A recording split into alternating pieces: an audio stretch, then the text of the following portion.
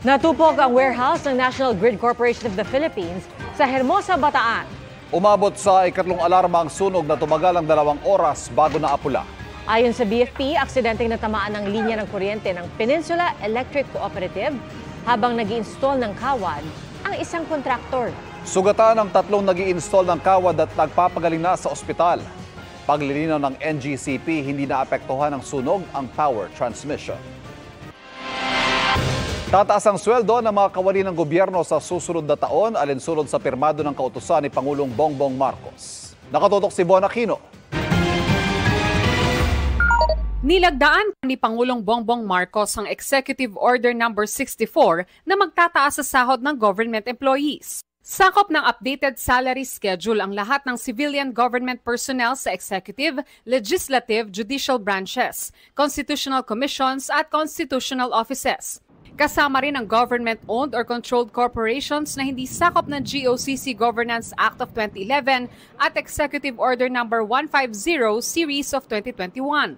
Pasok din ang mga nasa local government unit. Pero ang pagpapatupad nito depende sa kita at kakayahan ng mga lokal na pamahalaan. Magandang balita ito para sa mga government employee na sina Jane Manimbo at Rochelle Dichoso. May mga pinag-aaral kaming mga anak, tapos yung araw-araw na expenses namin. Masarap pakinggan, lalo na sa amin yung nasa mga mabababang posisyon ng trabaho. Ultimo maliit na halaga, malaking tulong para sa amin yan. Sabi ng Pangulo, dahil sa pagbaba ng purchasing power o kakayahang bumili o gumastos ng mga Pilipino dulot ng inflation o bilis ng pagmahal ng mga bilihin at serbisyo, kailangan nang i-update ang sahod at mga benepisyo ng mga government personnel para mapanatiling competent, committed at masigla ang workforce. Naniniwala ang Pangulo na magre-resulta ito sa pagtaas ng productivity at mataas na kalidad ng public service. Ipatutupad ang updated salary schedule sa 4 na tranche mula ngayong taon hanggang sa 2027. Ang unang tranche dapat ay nitong Enero, pero gagawin itong retroactive o isasabay sa ikalawang tranche na epektibo sa susunod na taon. Ang taas sweldo para sa presidente, vice-presidente at mga mambabatas magiging epektibo lang sa mga bagong uupo sa mga naturang posisyon. Makatatanggap din ang qualified government employees ng 7,000 pesos per annum na medical allowance. Inatasan ng Department of Budget and Management na maglabas ng guidelines para sa implementasyon ng EO64. Napondohan na raw ito sa 2024 budget at kasama na rin sa 2025 proposed national budget. Para sa GMA Integrated News, Von Aquino, nakatutok, 24 oras. Kaugnay po sa 3 barkong nasa likod ng oil spill sa Bataan, hindi po isinasantabi ng Philippine Coast Guard ang alegasyon na paihi o iligal na pagsasali ng langis mula sa malalaking barko papunta sa mas maliliit na bangka sa laot. We do not discount such information, but we are carefully coordinating din po sa other agency para pumulungan tayo sa mga previous citations ng mga barkong ito. Ayon po sa PCG, may binuong Marine Casualty Investigation Team na tututok sa investigasyon nito. Naunang sinabi ng Justice Department na titignan nito ang anggulo na sangkot sa oil smuggling ang motor tanker Terra Nova. Tinitignan na rin ng DOJ ang posibilidad ng sabwatan sa pagitan ng 3 barko. Sinusubukan po namin kunan na pahayag ang mga may-ari ng barko. Nagtalaga ang Philippine Coast Guard ng rigid hull inflatable boats bilang suporta sa initiative ng BFAR na mamahagi ng fuel assistance sa mga Pinoy fishing boats sa Sabina Shoal. Ayon sa PCG, yan ay para makapagbigay sila ng seguridad sa BFAR habang isinasagawa ang aktibidad na bayanihan sa karagatan. Sa ngayon, may ilang China Coast Guard vessel na raw na nahaharang ang rigid hull inflatable boats ng PCG. Bukod dyan, kinumpirma na ang PCG na may China research vessel silang na-monitor sa Sabina Shoal.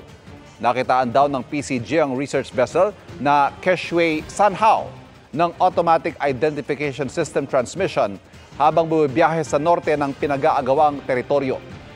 Nakatutok na raw ang BRP Teresa Magbanwa sa galaw ng naturang barko. Dagdag pa ng PCG, dumaan sa iba't ibang lugar sa West Philippine Sea ang China research vessel hanggang makarating sa Sabina Shoal. Arestado ang 2 babaeng nahuling nagbebenta ng karne ng aso sa Rizal. Ang mga karne ng aso patago umanong ibinebenta bilang karne ng kambing at ginagawa pang ulam. Nakatutok si Nico Wai. Kinatay at ibebenta na dapat ang dalawang asong nadatna ng mga taga-Animal Kingdom Foundation at si IDG Rizal sa isang bahay sa Morong Rizal noong July 23. Ayon si AKF, matagal na nilang minamanmanan ng dog meat trade sa lugar. Ang dami po kasi nagsusumbong sa amin dyan na meron nga daw po dyan nagkakatay ng aso, nagbebenta ng karne ng aso at ulam. Ilang beses daw silang nag-test buy para makumpirma ang bentahan ng karne ng aso. Kung mapapansin mo doon sa mga pictures at video, parang pinutol yung nguso, no? Kasi parang nga hindi mahalata daw na ito ay aso at posible siguro gusto nila i-pass on ito as kambing. Dalawang babaeng nagtitindang na aresto sa operasyon. Actually, yung talagang namimili at nagkakatay, lalaki yan. Unfortunately, nung naaresto, yung dalawa kasing nagtitinda ang kasama. 3-4 sila dyan eh. Magkakamag-anak? Yes. Ayon sa AKF, umamin naman daw ang mga naaresto. Naharap sa reklamong paglabag sa Animal Welfare Act ang mga sospek.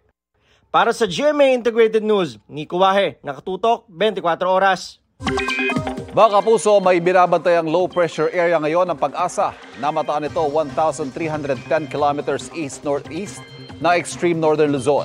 Sa ngayon, hanging habagat ang nagpapaulan sa western Visayas at Mindanao. Base naman sa datos sa Metro Weather, posibleng makaranas sa moderate to heavy rains ang malaking bahagi ng Luzon. Light to moderate rains naman sa Metro Manila. Gayon din sa ilang lugar sa Visayas at Mindanao, kaya maging alerto sa banta ng baha at pagguho ng lupa. Narito naman ang inaasahang forecast sa susunod na 3 araw sa ilang lugar.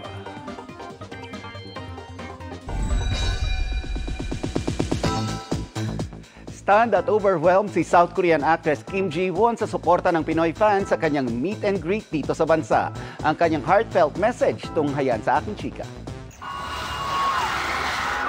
Wow! Yes! Beaming and soft in every move si South Korean actress Kim Ji-won sa Be My One, ang kanyang first ever fan meeting in Manila.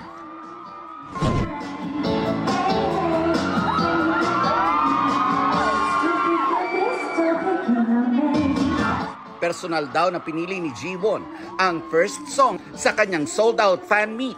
Dahil relate daw for sure ang fans niya dahil nagmula ito sa kanyang drama series na What's Up. Overwhelmed at hindi halos makapagsalita si Ji-won sa init ng pagtanggap ng kanyang Filipino fans. Actually, I was just really looking forward na makita ko kayong lahat. Pero dahil ang lakas ng iyong mga pag-welcome sa akin, I was very actually nervous. Nagkamali ako konti ng aking lyrics kanina. Hindi raw niya inaasahan ang init na salubong ng fans. Pagdating ni Ji-won sa bansa noong Biyernes ng gabi, agad daw niyang nirequest ang manggang Pinoy.